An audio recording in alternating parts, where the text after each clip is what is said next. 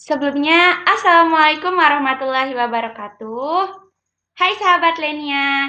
Baik, pada kesempatan kali ini saya akan membuat sebuah tutorial bagaimana cara melakukan uji one sample t-test menggunakan program SPSS, di mana ini merupakan tugas dari mata kuliah Analisis Data Penelitian yang diampu oleh Bapak Arif Widodo MPD. Sebelumnya, perkenalkan nama saya Lenia Dayuriskia dengan NIM E1E020107. Saya berasal dari kelas 5D PGSD Universitas Mataram. Nah, sebelum kita ke tutorial bagaimana cara melakukan uji one sample t-test, terlebih dahulu kita harus tahu nih, apa sih konsep dasar dari uji one sample t-test itu sendiri.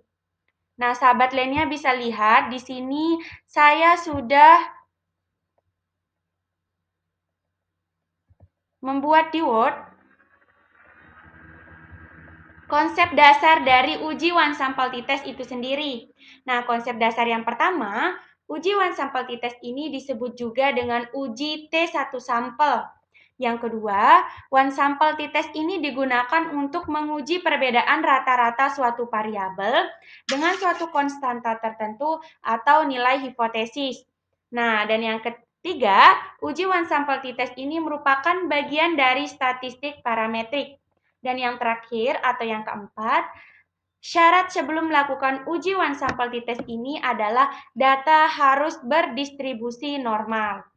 Nah, sahabat lainnya bisa lihat di bawahnya saya sudah menuliskan sebuah contoh kasus uji one sample t-test, di mana di sini dikatakan bahwa seorang peneliti membuat hipotesis bahwa nilai rata-rata hasil belajar siswa yang aktif mengikuti OSIS adalah sama dengan 75.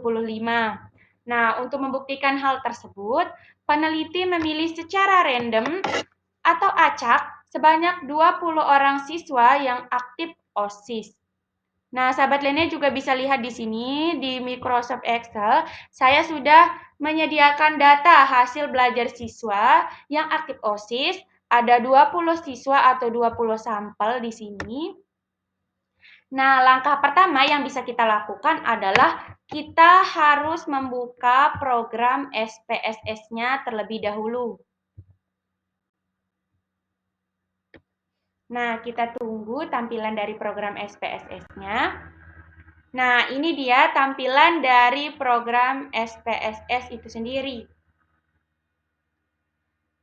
Nah, sahabat lainnya bisa lihat pada program SPSS ini terdapat dua fig, di mana fig pertama ini dinamakan fig data view dan di kedua ini dinamakan fig variable view.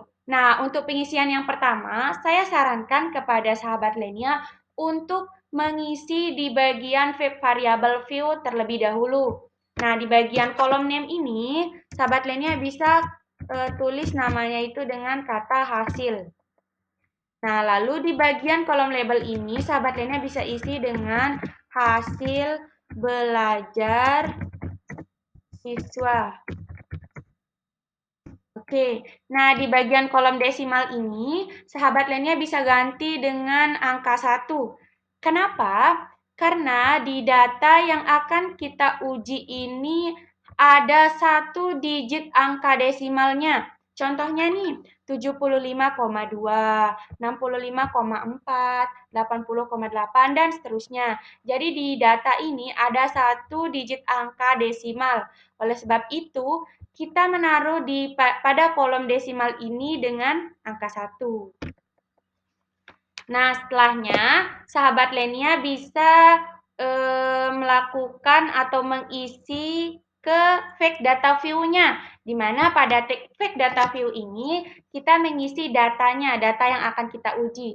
Jadi cara menginput data yang ada di Microsoft Excel ini gampang ya, sahabat Lenia. Cukup dengan melakukan memblok datanya, lalu kita, sebentar, kita ulang ya. Lalu kita kopas.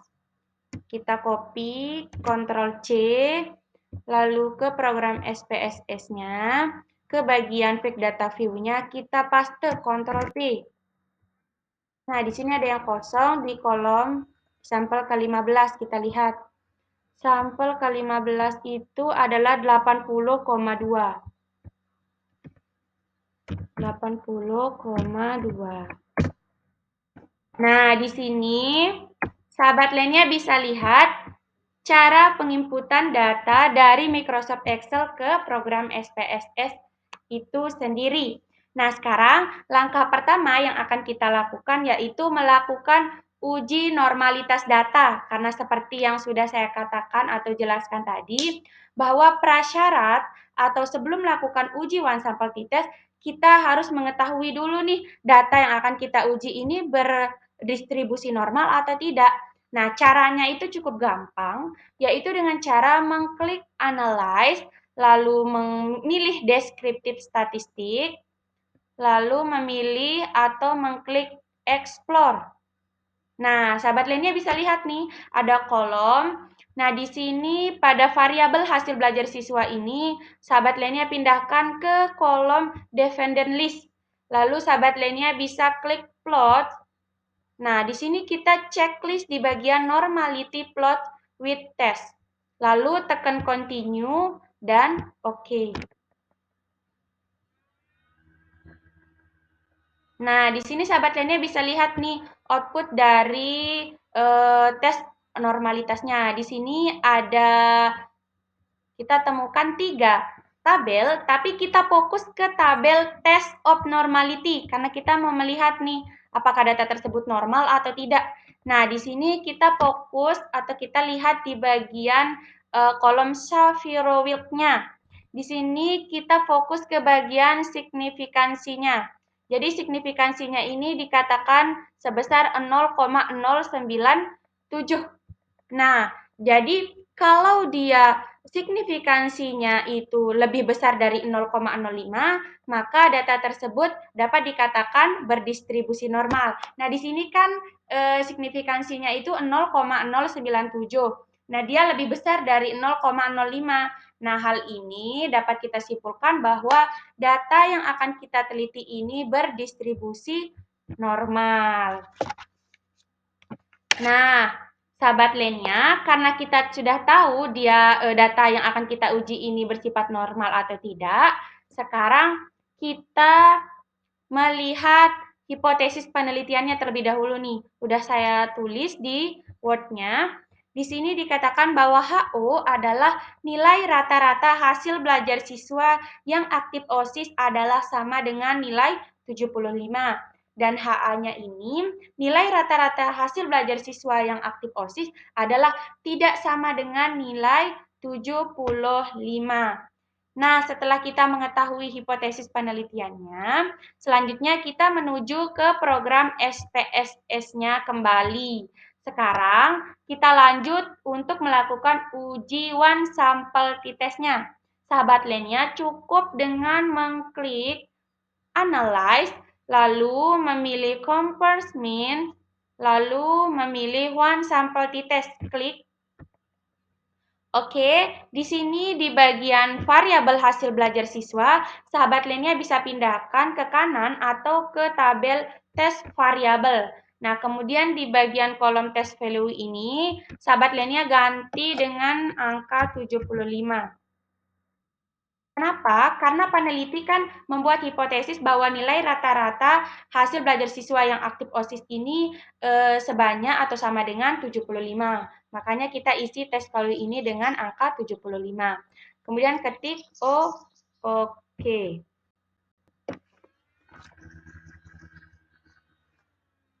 Nah, di sini sudah muncul ya sahabat lainnya output dari program SPSS-nya.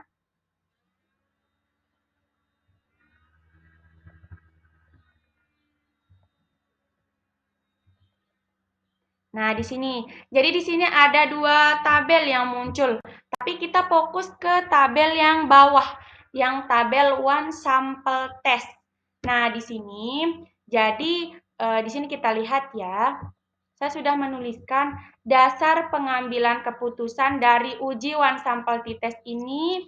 Kita bisa lihat dari nilai signifikansi t-tilet-nya sama nilai t-hitung beserta t-tabelnya. Nah, pertama-tama kita lihat nih nilai signifikansi t-tilet-nya. Di sini dikatakan bahwa jika nilai signifikansi toiletnya itu kurang dari 0,5, maka HO-nya ditolak.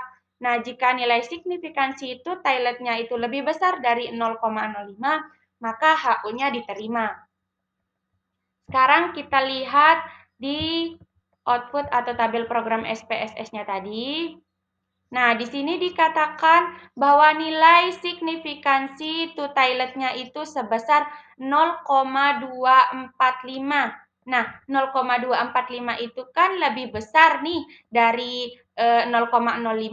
Maka dapat disimpulkan bahwa HO-nya itu diterima. HO apa? Berarti nilai rata-rata hasil belajar siswa yang aktif OSIS ini memang benar adalah sama dengan nilai 75. Nah, sekarang kita bisa lihat ke nilai T hitung atau T tabelnya. Nah, di sini nilai T hitungnya itu sebesar 1.200. Nah, di sini DF-nya itu ada 19. Nah, kita lihat ya dasar pengambilan keputusan dari uji one sample t-test ini. Nah, jadi di sini dikatakan bahwa jika nilai T hitung itu lebih besar dari T tabel, maka HO-nya ditolak.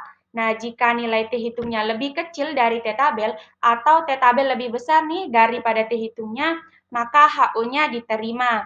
Nah, cara mencari T tabel itu cukup dengan 0,05 dibagi 2 dan DF-nya. Nah, di sini 0,05 bagi 2 kan 0,025. Nah, di sini kita lihat ya sahabat lainnya, DF-nya berapa? Nah, di sini DF-nya 19. Kita buka tabel T ya. Nah, di sini sudah ada di PDF tabel T. Kita lihat di bagian 0,025. Nah, ini 0,025 dan di bagian 19, DF 19. Nah, di sini. Nah, di sini dikatakan bahwa nilai T tabelnya itu sebesar 2000-an lebih. Nah, jadi tadi kan di tabel program SPSS-nya ini T hitungnya itu 1.200. Nah, berarti kan T tabelnya ini lebih besar daripada T hitungnya. Nah, dari dasar pengambilan keputusannya, jika T tabel itu lebih besar dari T hitung, maka HO-nya diterima. Berarti dapat kita simpulkan nih sahabat Lenia bahwa nilai rata-rata hasil belajar siswa yang aktif OSIS adalah sama dengan nilai 75. Nah, sekian yang dapat saya sampaikan. Terima kasih untuk teman-teman yang melihat cara atau tutorial melakukan uji one sample t-test ini menggunakan program SPSS. Terima kasih juga untuk Bapak dosen yang memberikan tugas pada mata kuliah analisis data penelitian ini. Sekian dari saya, mohon maaf jika ada salah kata dan perbuatan. Sekian, wabillahi taufiq wal hidayah. Wassalamualaikum warahmatullahi wabarakatuh.